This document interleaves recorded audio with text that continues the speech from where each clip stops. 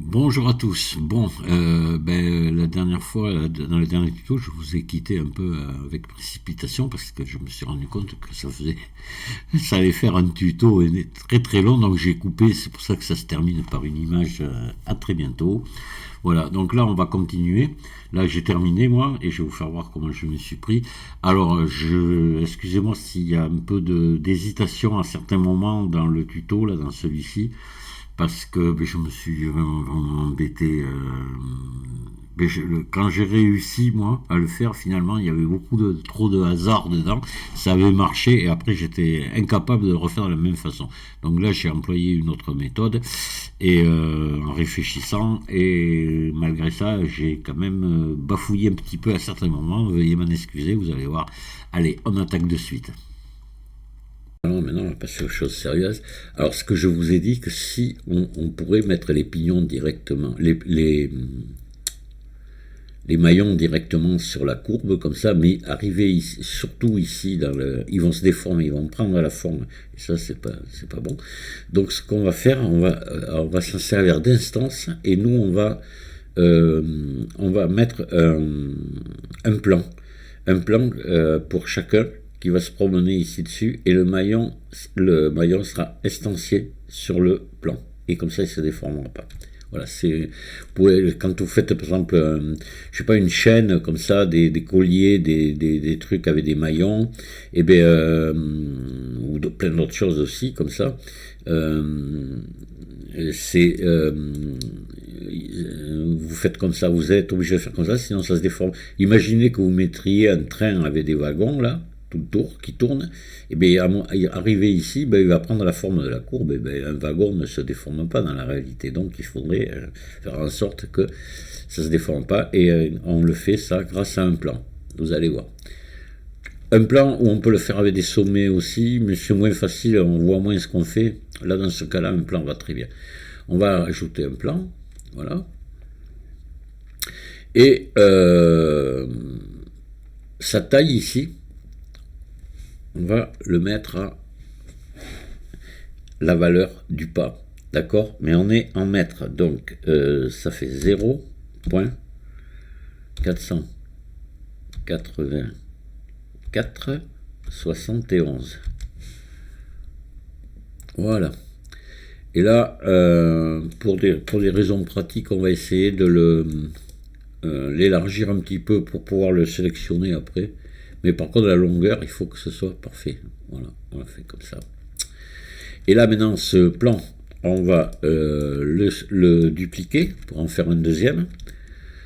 Alors, Shift D. Voilà. Là, on va venir mettre le curseur 3D ici. Shift S. Curseur vers sélection. Et celui qu'on a dupliqué ici, le plan 01, on va l'amener vers le curseur. Shift S, sélection vers curseur. Voilà. Et là, le curseur, on va le remettre maintenant à sa place. Shift S, curseur à l'origine du monde. Voilà, on est sûr que maintenant, là, nos plans sont parfaitement alignés sur nos pignons.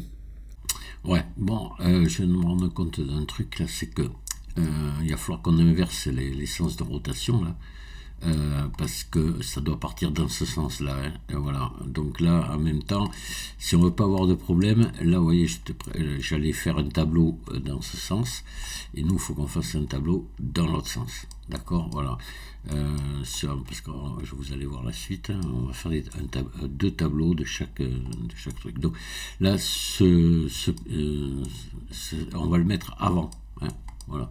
Donc là, on va le déplacer ici, position. On va lui mettre moins devant pour qu'il saute de l'autre côté. Voilà, pareil pour lui.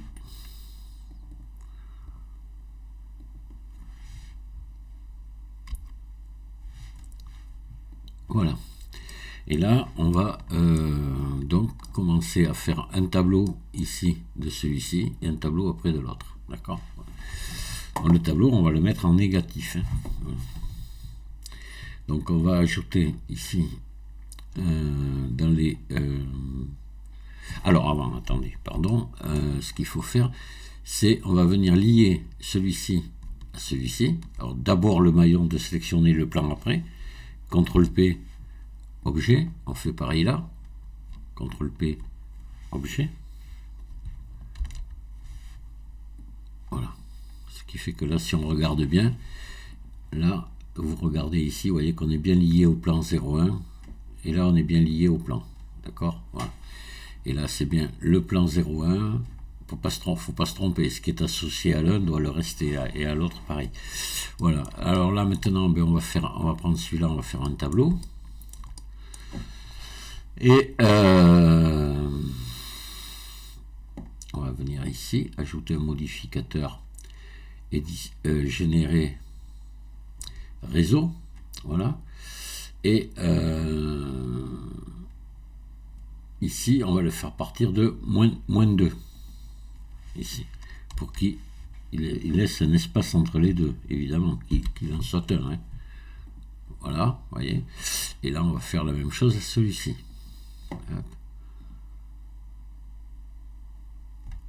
Réseau. Et là, on va mettre ici moins 2.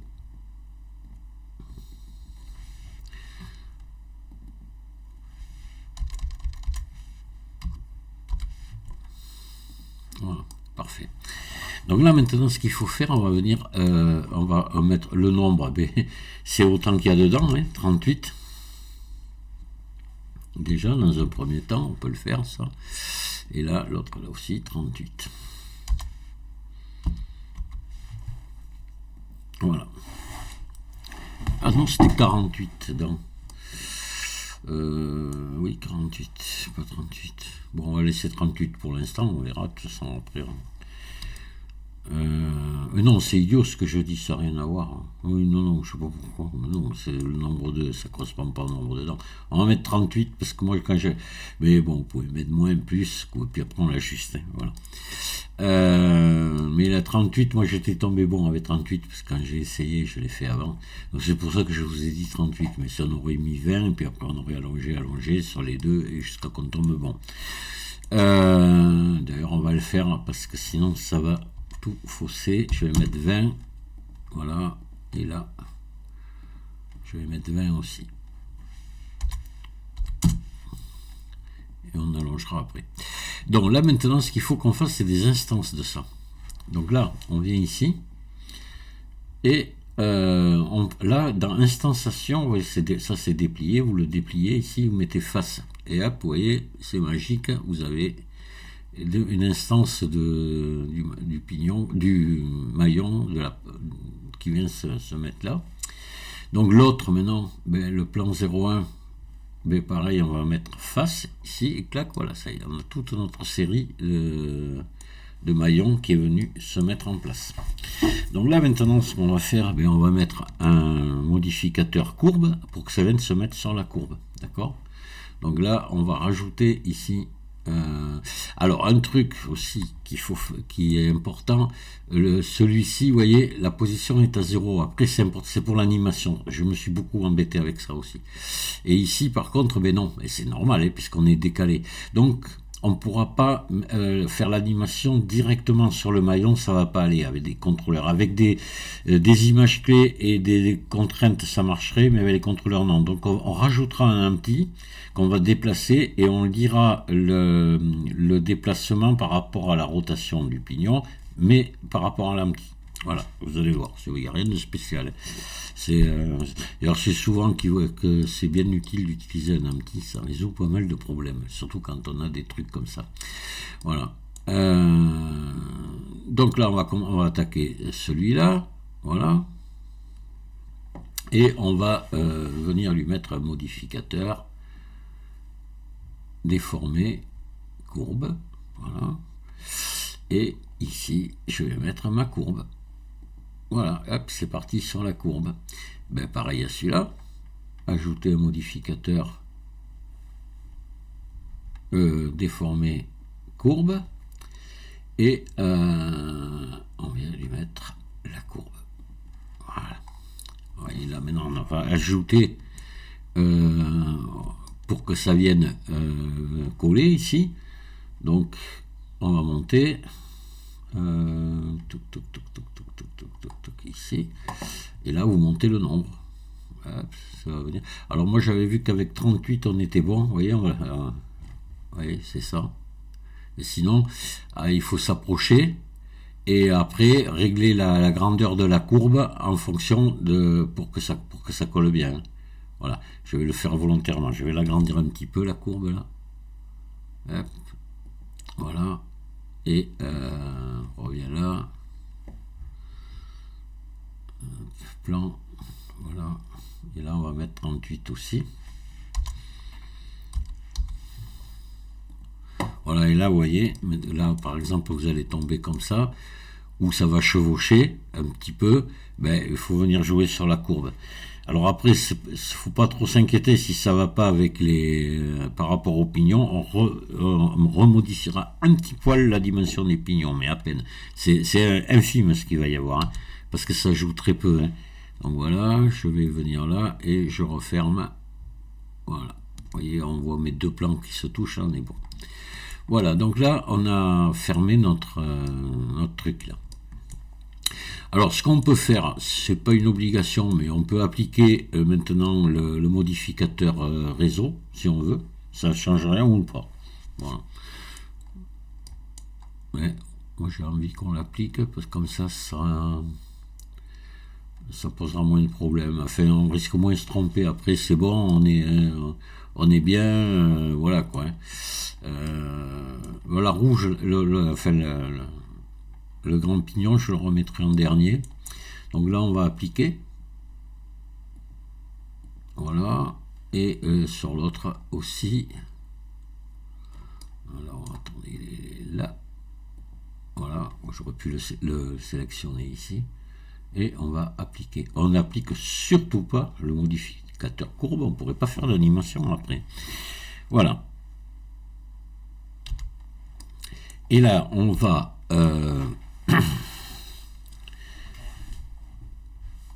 maintenant ajouter un empty qu'on va animer par rapport à la rotation. Et là, on va tout simplement faire suivre en position la position de l'empty, tout simplement. Donc on va ajouter ici un empty. Hop, voilà. Tac. Alors ça, par contre, ce que vous pouvez faire déjà, c'est le faire H, le cacher, ça voilà. Comme ça, là, on va prendre l'empty et lui, on va l'animer en fonction de la rotation, d'accord. Voilà. Donc là, alors par contre, ce qu'on va revoir, c'est nos rotations de pignons, puisqu'on les avait fait tourner comme ça au départ, je veux qu'ils tournent dans l'autre sens. Voilà. Donc là, et puis ce qu'on va faire de plus intelligent, je vous avais fait animer les deux séparément.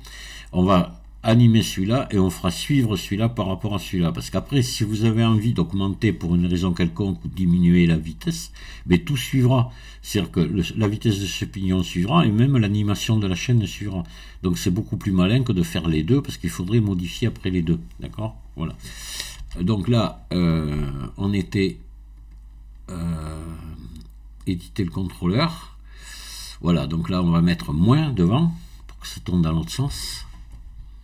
Voilà.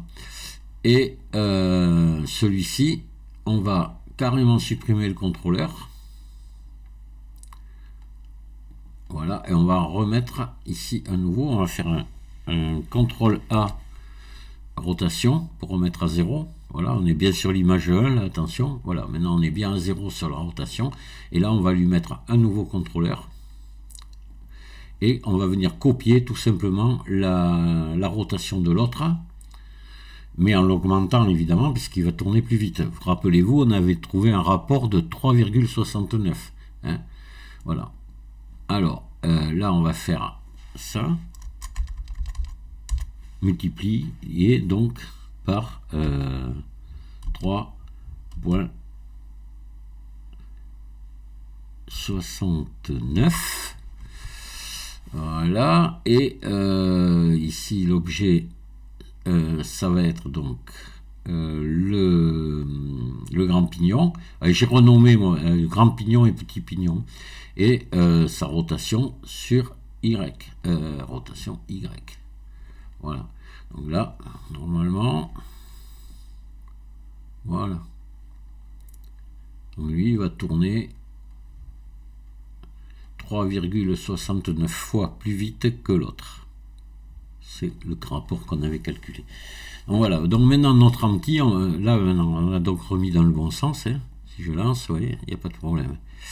On va venir maintenant animer le déplacement de l'anti en fonction du...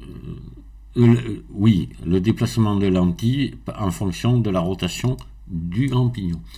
Donc ça va être la position sur X. Ajouter un contrôleur. Voilà. Et on va rentrer la formule que je vous avais donnée déjà pour la courroie. C'est à savoir multiplier par la distance. Ah, la distance. Attendez, pardon. Je mets la charrue avant les bœufs. Oui, il faut qu'on la calcule, cette distance. Alors, la distance, on pourrait tout simplement prendre le pas et multiplier par le nombre de dents. Mais si on a une petite erreur ici sur le pas, elle va être infime, mais on va la multiplier par 48, puisqu'on a 48 dents. Hein, d'accord, voilà. Donc, pas bon. pas bon. On va plutôt prendre une autre méthode. On va ajouter, et j'ai essayé, ça marche bien. Donc, voilà. On va ajouter un cercle ici. Voilà. RX 90. On va le passer devant là, qu'on le voie bien. Voilà. On va se mettre en vue 1 comme ça. On va l'agrandir et on va le mettre bien en face des. Ben là on est pas mal. Voilà, on y est. Vous voyez en face des axes. Ça tombe sur les axes des. Voilà. Et là on va passer en mode objet et on va regarder sa dimension. Il fait 7,22. Vous voyez, même, on va faire ça pour être plus précis.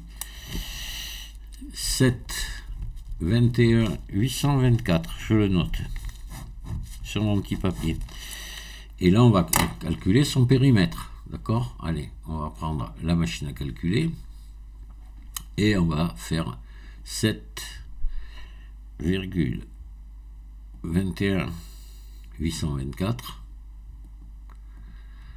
que multiplie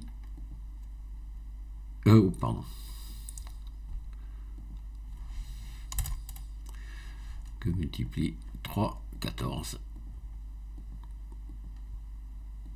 Voilà. Donc on a un chiffre, donc déplacement de 22. Je vais le marquer.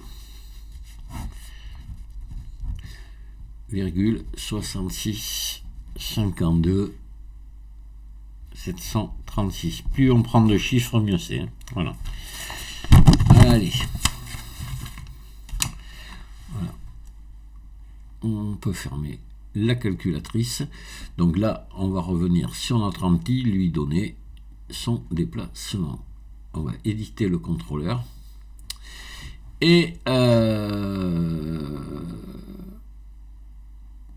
ici, on va écrire var que multiplie la distance, donc qu'on vient de trouver là, 22.66 52 736. Donc vous, il y a de grandes chances que vous n'ayez pas les mêmes dimensions que moi. Hein.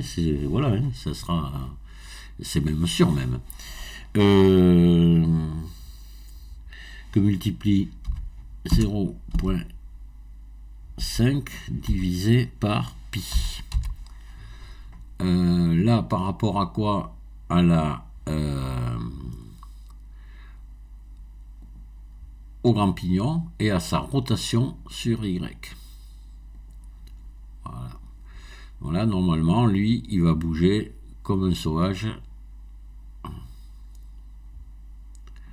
D'accord, donc je vais me mettre. Hop, attendez. Sur l'image 1. Voilà. Et là, maintenant, on va venir copier le déplacement de notre anti sur les deux séries là.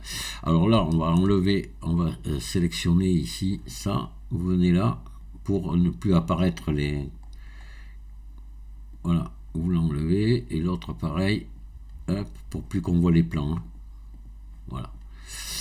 Alors on les voit plus, c'est mieux. Le cercle qu'on a utilisé pour la mesure tout à l'heure, on peut le supprimer aussi. Voilà, et donc là on va prendre ça et on va faire notre rotation qu'on va copier, notre déplacement qu'on va copier sur l'anti. Donc position sur X, d'accord. Voilà. Ajouter un contrôleur. On laisse ça, la valeur comme ça là. Et on vient tout simplement, on la laisse par défaut, on vient copier l'objet vide sur sa position sur X. On ne change rien, c'est bon.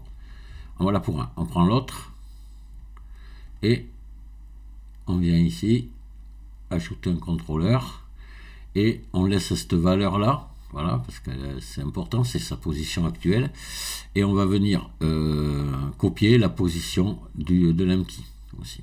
Donc objet vide, position X. Voilà, normalement, on va regarder si c'est bon. On devrait tourner là. Voilà, alors là, vous voyez, on ne tourne pas assez vite. Et ça, je sais pourquoi. Parce que, alors ça, c'est... Là aussi, je me suis fait avoir, j'ai cherché un moment. Et bien, tout simplement, c'est quand on part dans un sens, la formule, vous allez voir. Alors, il faut aller sur le contrôleur, ici. Sur le contrôleur, pardon, sur l'empty, où c'est qu'il est, l'empty, on va le prendre. Voilà, et on va modifier ici. Là aussi, j'ai cherché un moment. Dans un sens, c'est multiplier, dans ce sens-là, ben, c'est diviser. Ici, et voilà. Et là, ça y est, ça marche, vous voyez. Là, on est à la bonne vitesse. Alors, on va regarder si on est bien synchronisé. Là-haut, oui. Si on ne l'est pas, on va modifier ça. Et oh, là, un petit peu moins. Alors, attendez, on va remettre ici à 0. Et on va... Ouais, vous voyez. Donc là, on va passer à mode édition. On va faire R, Y. Et on va venir remettre notre pignon comme il faut. Et voilà, votre chaîne est animée. Alors, ouais, il y a plein de petits trucs, de petites subtilités qu'il faut trouver. Je me suis un peu cassé la tête, comme le coup de la formule à multiplier dans un sens, divisé par l'autre. Voilà, l'histoire aussi du tableau. Quand on a fait le tableau, qu'il fallait qu'il parte en négatif et pas en positif. Ça aussi, voilà. Donc, vous voyez, il y a plein de petites choses comme ça qui font que c'était assez embêtant à faire. Alors après, peut-être qu'en faisant tout fonctionner avec des images clés et des contraintes, il n'y aurait peut-être pas eu besoin de l'empty. Et encore, je suis pas sûr, non, il n'y en aurait pas eu besoin. Mais bon, voilà. Alors là, maintenant, si vous modifiez la vitesse ici de votre... vous modifiez cette valeur-là, ici, eh bien, vous allez changer la vitesse de rotation et tout va suivre. Voilà l'avantage qu'il y a, c'est que avec ce système-là, vous n'avez qu'une valeur à toucher. Et c'est assez sympa. Voilà, mais j'ai mis du temps avant d'y arriver. J'ai vu, je ne sais pas si vous avez regardé le tuto que je vous avais dit de regarder. Le gars il s'est cassé la tête plus que moi. Là, c'est beaucoup plus facile à faire comme ça, que lui, comme il s'y prend. Il va s'embêter un petit peu.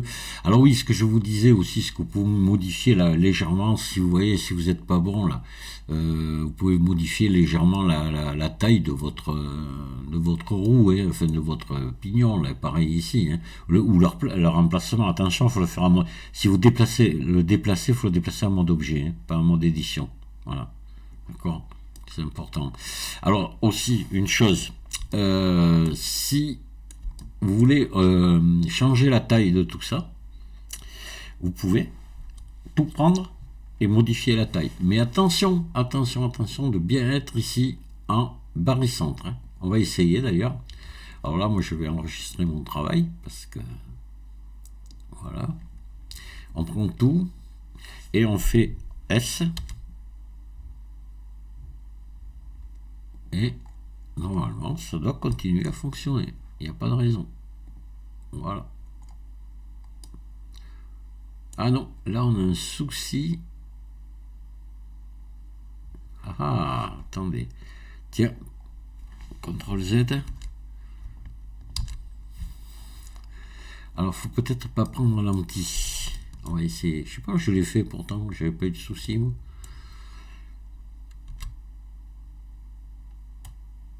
Ah ouais, je crois que c'est ça. Il faut pas prendre l'anti. Ah non, ça marche pas. Alors, qu'est-ce qu'il faut faire pour que ça fonctionne? Alors, je crois que... Attendez, on va revenir. La logique voudrait que... il faudrait aussi... Alors, si par exemple, on diminue la taille par exemple, de 10, faudra modifier, diviser par 10 aussi le déplacement de lentille à tous les coups. Vous voyez, en voulant vous montrer un truc, je vais faire S moins 3, disons. S divisé... Mais décidément... S divisé par 3, voilà. Et là, il va falloir venir modifier le déplacement, là, je pense, de 3 aussi. On va essayer, on va voir. Venir sur notre anti. Et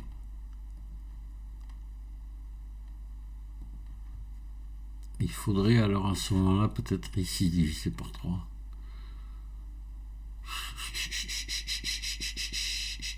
Il faudrait que ce soit ce chiffre qui soit divisé par 3.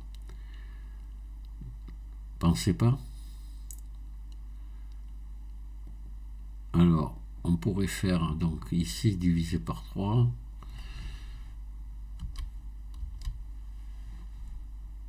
Sans parenthèse, je ne sais pas ce que ça va donner.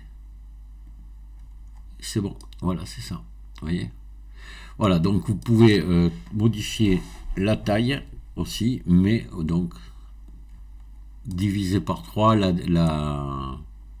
le déplacement. Hein, voilà. Ce qui est logique. Hein, et ça fonctionne, vous voyez. Après, tout ça c'est mathématique. Ça s'arrête là. Voilà. Allez, on va se faire plaisir, on va faire un rendu. Là, je vais faire un CTRL ALT 0. Voilà. Bon, on va laisser comme ça. Et puis, on va faire une animation. On va venir. Donc, on va mettre la fin à... Bon, je vais mettre que 100 images pour que ça aille vite. Ouais, faire un 100. C'est un peu juste 100, mais bon, juste pour voir un peu ce que ça donne. Donc là, au niveau des... Ah oui, voilà, on va mettre quand même ici un matériau. On l'avait pas fait, on avait fait que la chaîne, qui est pas mal du reste. Voilà, nouveau. Je vais mettre une texture image. Je vais mettre ici en boîte un peu de blend. Ici le vecteur, je vais mettre un généré. Et métallique, on va le monter à fond. On va baisser un petit peu ici la rugosité. On va aller chercher une image de métal. Donc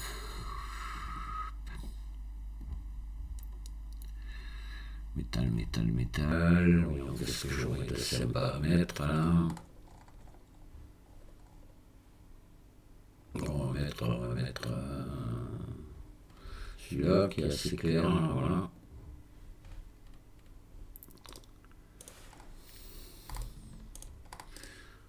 Ouais. On va peut-être mettre un peu plus de rugosité, là, comme ceci.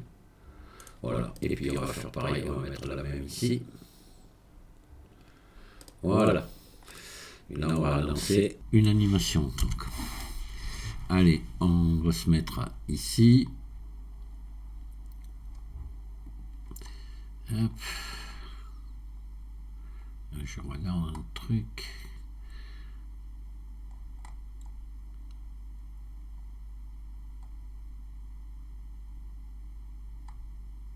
Ouais, ça doit être bon. Que je vais pas laisser le... Ouais, faut que je fasse gaffe à ça. Ouais, le flou cinétique, ouais, non, je l'ai enlevé. Voilà. Là, on est ici.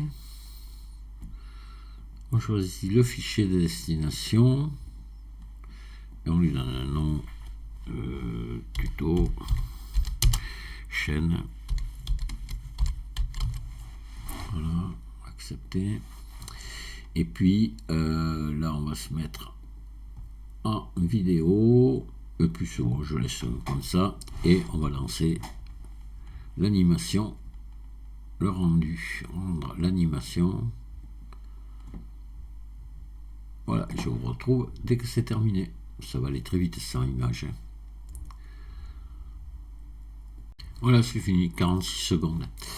Donc on va le réduire, et on va aller voir. Je l'ai envoyé ici. Tuto, chaîne, voilà.